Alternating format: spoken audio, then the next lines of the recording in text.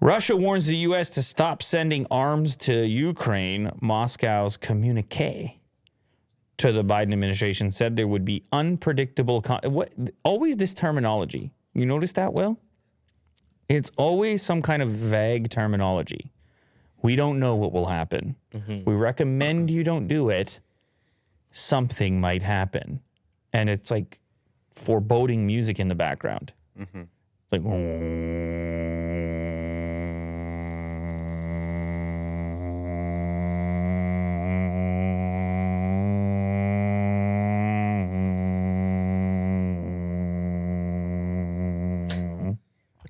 Are you just snoring at this point?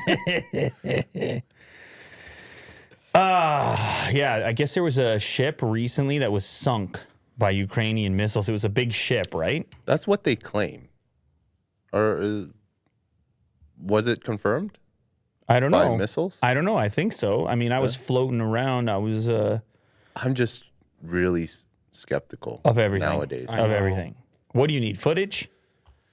I guess so. You need footage, or you're skeptical of footage? Could be a video game, actually. Well, it's that happened. footage. Yeah. You never know. Yeah.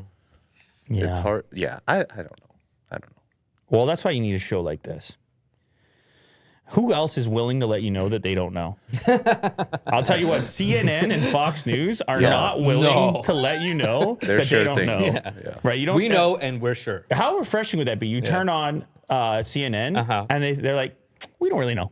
Yeah, today we don't know. They're like, these guys are saying that. Those guys are saying that. We don't know for sure who's right and who's wrong.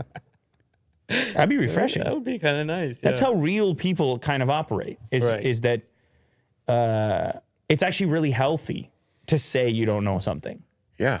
Because it opens up a whole spectrum of discovery and ability to investigate and research and so forth. But they can't admit that. So they do something like this kind of gray area where they're implying that they don't know. It's like a warning and this ominous... Well, that's coming directly from Moscow. thing that you do. That snoring thing. I like how you replicated Can it. we try a little more of that? I wanted to see where you were going to go with that. You had to go deeper down. Okay, whatever it was. You had to go... You were like right around this part of your throat. You were up here. Yeah. You had to be here. Yeah. Below the Adam's apple. Okay. That's where that tone was. No, you can do it. Well, people know what I mean. You can do it. I don't have to do it. You can do it. People will know. So anyway, but this is coming, and I think this is part of the tactic coming out of Russia is that they, of course, you don't want to directly say or make a specific threat, but instead you want to imply a threat. Because then if somebody retaliates, you can be like, that's not what we were saying. Yeah. You're the bad guy. You keep it open-ended. You're the bad guy in this scenario.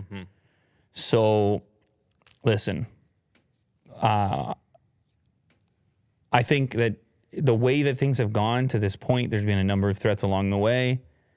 There's been, I don't think that there's going to be any shortage of weapons supplied to Ukraine at this point. They've gotten so much support. And I don't think one particular message is likely to change that. I think they've kind of determined the working relationship of this conflict, which seems to be we're not going to directly be involved in the West, but we're going to do some stuff. Right. We're not going to get directly involved, but we're going to do everything we can to help Ukraine without getting directly involved. And that's been almost since day one. Yeah. And so I think the weapons are still going to flow regardless of that message there.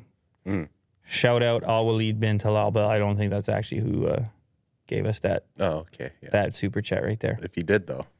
But I mean, it's a... You never know. Well, you were talking about being skeptical on the internet. Well, No, he's real. I have no concerns about that super chat right there. Yeah.